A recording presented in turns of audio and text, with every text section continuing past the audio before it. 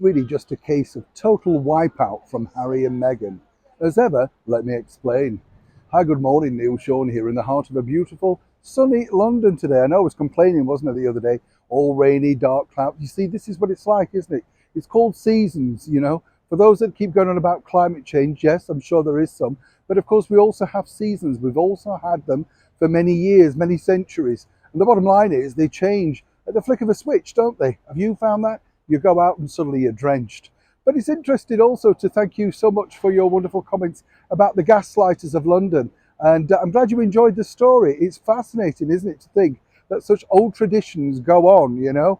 And they're really dedicated bunch of people. I mean, up there late at night, up there first thing in the morning, doing the job that a lot of people might say, I wouldn't want to do it. But, you know, they've got no fear of heights. I don't know how they get around health and safety, but they do and they love it. And it would be such a shame if it was wiped out. As I say, it's part of our cultural history. A little bit like, of course, many people think our wonderful British monarchy.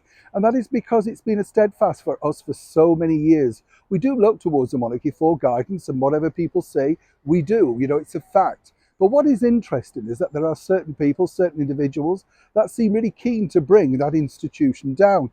None more so than many might think is someone that has benefited so well from their association by being part of this brilliant family.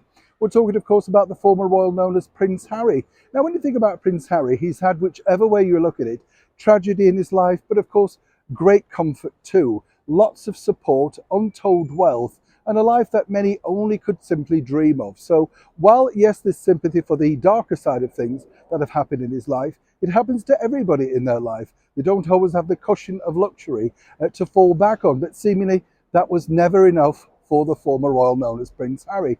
And according to a very good source, he seems very keen to, shall we say, for want of a better word, annihilate his former family.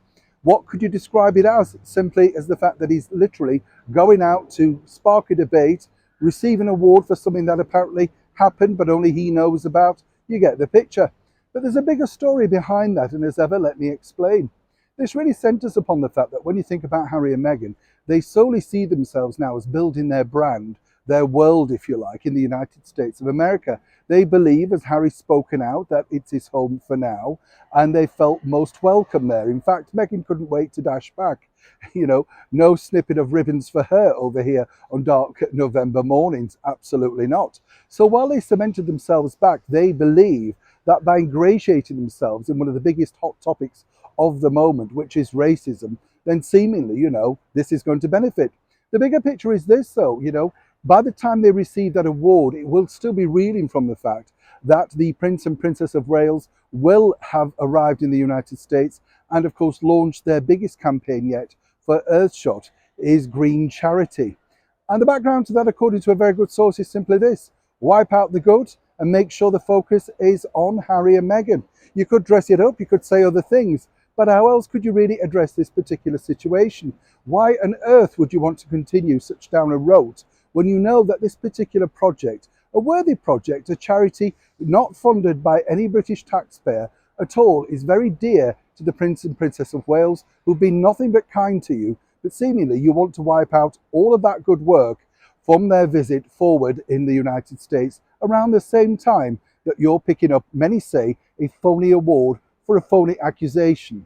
It's going to be interesting to note, but whichever way you look at it, Harry and Meghan are not letting up on this particular stance.